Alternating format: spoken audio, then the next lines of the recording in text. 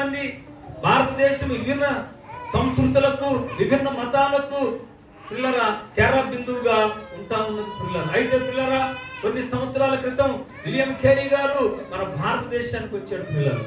5 నెలలు భయంకరమైనటువంటి సముద్ర ప్రయాణంలో ప్రయాణిస్తూ పిల్లరా ఆయన మన భారతదేశానికి వచ్చాడు. వచ్చినటువంటి వాడు ఎందుకు వచ్చాడో తెలుసా? ఆస్తులు సంపాదించుకోవడానికి రాలేదు పిల్లల, డబ్బు దోసుకెళ్ళడానికి రాలేదు. క్రీస్తు దర్శనమును బట్టి, క్రీస్తు తనతో మాట్లాడిన దాన్ని బట్టి ఈ భారతదేశాన్ని వెలిగించడానికి ఈ యొక్క భారతదేశానికి వచ్చాడు. ఏం మిగిలిందో తెలుసా? ఆయనకి ఏం మిగిలిందో తెలుసా సహోదరుడా? క్రైస్తవ్యం అంటే డబ్బు సంపాదించుకోవడం అనుకున్నావా? దేవుని పని అంటే ఆస్తులు కూడబెట్టుకోవడం అనుకున్నావా? నీవు కరిగిపోవాలా సహోదరుడా? నువ్వు కరిగేటటువంటి కొవ్వొత్తిగా మారిపోవాలి. నువ్వు కాలుతూ అనేకులను వెలిగించేవాడిగా ఉండాలని దేవుడు నేను కోరుకున్నాడు సహోదరుడా. ప్రభు నమ్ముకున్న నీ జీవితము ఎలాగుంది? ఎలాగుంది సహోదరుడా, సహోదరి? ఎలాగుంది నీ జీవితము? కుల వివక్షత ఈ భారతదేశంలో ఆనాడు ఉన్నటువంటి కుల వివక్షత మామూలు విషయం కాదండి. ఆ రోజు పిల్లరా విలియం కేరీ గారు పిల్లరా ఈ యొక్క భారతదేశానికి వచ్చాడు. వచ్చిన తర్వాత పిల్లరా ఏం జరిగిందో తెలుసా? పిల్లరా కొడుకుకి వ్యాధి చేయించుకోలేక, కొడుకును బాగు చేయించుకోలేక పిల్లరా కళ్ళ ముందే కొడుకు చనిపోతుంటే అలా చూస్తూ కూర్చున్నాడు అంతే. భార్య పిసదైపోయింది. ఏమంటే కొడుకు చచ్చిపోయి ఆ పరిస్థితిలో ఉంటే సమాధి చేయటానికి కూడా మన భారతదేశంలో ఉన్న వారు ఎవ్వరూ కూడా రాలేదు పిల్లలు. క్రైస్తవం అంటే ఏమనుకున్నావు? క్రైస్తవం అంటే ఏమనుకున్నామో తెలిసి ఇది పూల కానుక మాత్రం కాదని నేను అనేక సందర్భాల్లో మీకు తెలియజేశాను పిల్లలు. విలియం కేరీ గారు తన బిడ్డ చనిపోతే పిల్లరా సమాధి చేయడానికి ఎవరు లేకపోతే పిల్లరా తనే స్వయంగా 2 పని వాళ్ళు ఉంటే వాళ్ళని తీసుకుని వెళ్ళి ఆ సమాధి చేసి పిల్లరా ఎంతో కన్నీళ్లు గడిచారు. ప్రభువా, నేను చూసినటువంటి దర్శనం ఇదేనా? నేను ఎంతో ఆశతో ఈ భారతదేశానికి వచ్చాను, మనుషులను వెలిగించడానికి వచ్చాను ప్రభువా, కానీ నేను ఏమైపోతున్నాను? కరిగిపోతున్నాను. నా కొడుకు చనిపోతే కనీసం పాతి పెట్టడానికి కూడా 2 మనుషులు ఈ భారతదేశం నుండి రాలేదు అని చెప్పి పిల్లరా ఎంతో బాధపడ్డాడు. అయినా సరే ఈ భారతదేశాన్ని వెలిగించడానికి పిల్లరా తన బాధ ఏది కూడా అడ్డం రాలేదు. తనకున్నటువంటి వ్యాధి ఏది అడ్డం రాలేదు. కారణం ఏంటో తెలుసా? దర్శనం. సహోదరులు పాడబడింది ఏమంటే, నీ ముఖ దర్శనం చాలయ్యా యేసయ్యా, ఈ ముఖ దర్శనం చాలయ్యా, సమీపించలేని శ్రేయస్సులో నివసించునా దైవమా. హల్లెలూయా. నీ దర్శనం ఉందా సహోదరా? సహోదరి దర్శనం ఉందా? నీ దర్శనం పిల్లరా రోజున విలియం కేరీ గారికి దేవుడిచ్చిన దర్శనం భారతదేశంలో నా పిల్లలు ఏమైపోతున్నారంటే నశించిపోతున్నారయ్యా, నువ్వు వెళ్ళి ఏం చేస్తావు అంటే నాకు సువార్తను చెప్పండి. పిల్లరా ఆ సమరయ గలిలే ప్రాంతాలు తిరుగుతూ ఉండగా విలువ దగ్గరకు వచ్చినటువంటి వారందరూ స్వస్థత పొందుతున్నారు, దయ్యాలు వెళ్ళబడబడుతున్నాయి. ఆ వాక్యం వినిన వారందరూ కూడా పిల్లరా ఆ మాటల యందు లక్ష్యమించారు. కనుక పిల్లరా ఆ పరిసర ప్రాంతాల్లో ఆ పట్టణంలో మిగుల సంతోషము కలిగను. నీకు సంతోషం ఉందా? నీ ఇంట్లో సంతోషం ఉందా? నీ కుటుంబంలో సంతోషం ఉందా? నీ హృదయంలో సంతోషం ఉందా? సహోదరుడా నువ్వు ఆలోచించాలి. ఎందుకు సంతోషం లేదు? ఇన్ని సంవత్సరాల బట్టి నేను ప్రభువుని నమ్ముకున్నాను, ఇన్ని సంవత్సరాల బట్టి నేను ప్రార్థనకి వెళ్తున్నాను, ఏమిటి లోపం అని నీవు సరి చేసుకోగలుగుతున్నావా? ఏమండి విలియం కేరీ గారు పిల్లరా తన భార్య కళ్ళ ముందే పెచ్చదైపోయింది. పెచ్చదైపోయింది. ఎవరు కూడా కనీసం ఆదరించేవారు లేదు. నువ్వు ఉంటావలాగా తమ్ముడు, నువ్వు ఉంటావా? నేను ఎవరైనా సంఘంలో పలకరించలేదు, నువ్వు 2వ వారంలో రావు. సహోదరి నీకెవరైనా పలకరించకపోతే నువ్వేం చేస్తావంటే దేవుని మర్చిపోతావు. అలాంటిది కాదు సహోదరుడా, అలాంటిది కాదయ్యా భక్తి అంటే. భక్తి అంటే ఏంటంటే పిల్లరా దేవునితో నడవటం. శ్రమైనా, బాధైనా, ఇరుకైనా, ఇబ్బంది అయినా, ప్రాణము పోయినా మనం ప్రభు కోసము బ్రతకాలి. ఏమండి పిల్లరా విలియం కేరీ గారు ఒక రోజున వాళ్ళ మరదలు మద్రాస్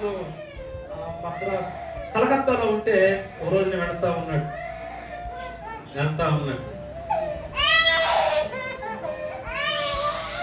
వెళ్తా ఉంటే నా పడవ ప్రయాణంలో వెళ్తా ఉంటే ఏం జరిగిందో తెలుసా?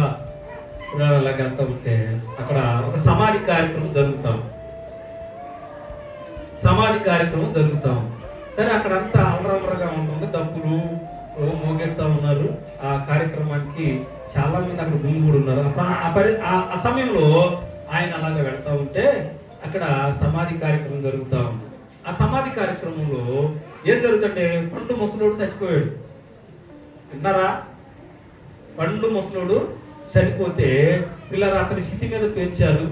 ఒక యవనస్తురాలైన ఒక స్త్రీ ఆ చుట్టూరు తిప్పుతున్నారట. సరే విలియం కేరీ గారు గబక్కన ఏమైందంటే అతనికి ఆలోచన కలిగి అవగబా అక్కడికి వెళ్ళాడు. వెళితే అయ్యా ఏం జరుగుతుంది అని అడిగితే అక్కడ అనంట, అయ్యా ఇది ఇక్కడ గొప్ప పుణ్యకార్యం జరుగుతుంది అన్నాడు. ఏంటంట చెప్పండి? గొప్ప పుణ్య కార్యక్రమము జరుగుతా ఉంది. సరే చూద్దామని ఆయన అక్కడ నుంచుంటే పిల్లరా కట్లు పేర్చారు. అన్ని అయిపోయిన తర్వాత ఆ అమ్మాయిని కట్టి పిల్లరా సమాధి పత్రం కూర్చోబెడుతున్నారట. ఏ వయసులో ఉన్న యవనస్తురాలు. అప్పుడు కేరీ గారు అడిగాడంట, ఏమయ్యా పుణ్య కార్యక్రమం అన్నారు, మరి ఇదేంటి ఆ ముసలోడు చచ్చిపోయినోడు మధ్యలో తీసుకెళ్లి ఆ అమ్మాయిని కూర్చోబెడతానంటే ఇదిగో మా దేశంలో ఉన్న పవిత్రమైన కార్యక్రమంలో ఇది ఒక పవిత్రమైన కార్యక్రమం. ఎందుకంటే భర్త చనిపోయిన తరువాత భార్యను ఆ చితి మీదే అతనితో పాటు చంపివేయాలి అని అంటే పిల్లరా విలియం కేరీ గారు పిల్లలు ఎంతో ప్రయత్నం చేశారంట. అయ్యా ఇది తప్పు, అయ్యా తప్పు ఆచారం, అయ్యా ఇలాంటి ఆచారములు మనం చేయకూడదు, ఇది అచ్చేయ నరహత్యేయ అంటే పిల్లలు వినలేదు. ఏదయ్యా ఏ సహోదరుడు పుణ్య కార్యక్రమం? మనిషిని చంపడం పుణ్య కార్యక్రమా? మనుషులతో పాటు మనుషులను తగలేయటం పుణ్య కార్యక్రమమా? ఏమండి? ఇటువంటి అనాగరికరమైనటువంటి పరిస్థితిలో విభిన్నమైనటువంటి మతాలకు ఆచారాలకు పిల్లలు నిలయమని భారతదేశాన్ని వెలిగించడానికి విలియం కేరీ గారిని దేవుడు వాడుకున్నాడు. మరి ఈ గ్రామాన్ని వెలిగించడానికి నేను వాడుకున్నాడు దేవుడు. నువ్వు చెప్పగలుగుతున్నావు సువార్త? నీ పరిసర ప్రాంతాల్లో ఎంతో మంది విగ్రహారాధికులు ఉన్నారు, ఎంతో మంది తాగుబోతులు ఉన్నారు, ఎంతో మంది భయంకరమైన అల్లరంతో ఆటపాటలతో బ్రతుకుతా ఉన్నారు. వారి కొరకు నువ్వు ప్రయాసపడద్దు.